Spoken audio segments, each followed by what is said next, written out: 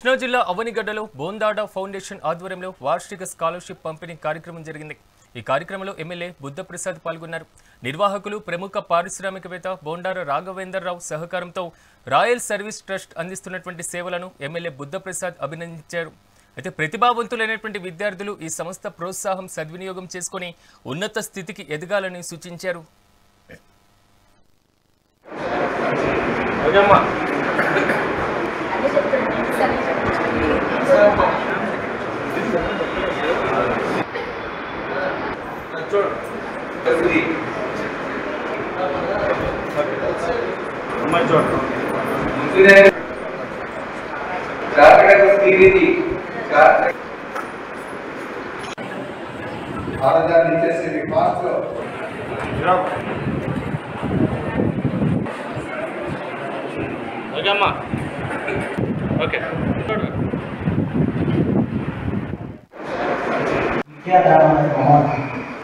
Royal society కానివ్వండి, బొండార foundation కానివ్వండి, కొన్ని వేల మందికి ఎవరైతే ప్రతిభావంతులైన విద్యార్థులు ఉన్నారో వాళ్ళందరికీ ఆశ్రయాన్ని ఇచ్చి వాళ్ళని ప్రోత్సహించి వాళ్ళ విద్య ఆర్థిక పరంగా ఎక్కడ కూడా వెనుకలు వేయకూడదని చెప్పి ఒక మహోన్నతమైన కార్యక్రమాన్ని వీళ్ళు చేశారు.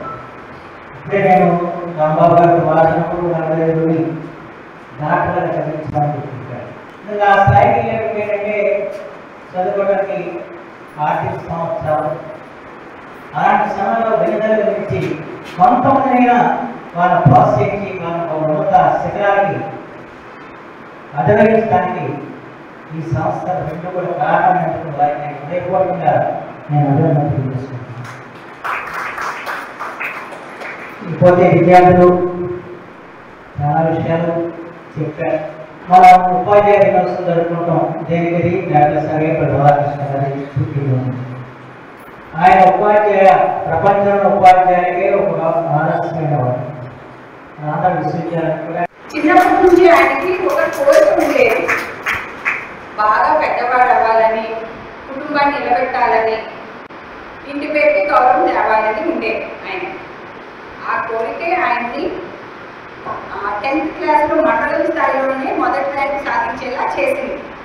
ఒక 10 సంవత్సరాలలో ఆయన 2500 జీతం నుంచి 1 కోటి రూపాయల జీతం తీసుకునే స్థాయికి ఎదిగేలా చేసింది.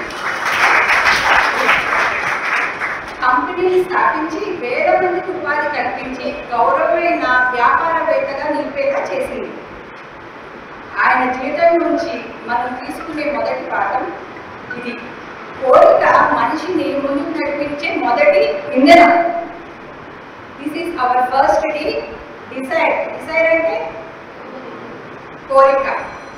మరి కోరిక ఒకటి ఉంటే గొప్పవాళ్ళు అయిపోతారా అని అనుకోవచ్చు మీరు. దాన్ని ఏం చేయాలి? ఆ కోరికని నిజం చేసుకోవాలంటే కష్టపడాలి. కష్టపడాలి అంటే ఎలా కష్టపడాలి? అంకిత భావంతో కష్టపడాలి. The second D is dedication. అంకిత భావంతో కష్టపడటం. చిన్నప్పటి నుంచి ఆయనకి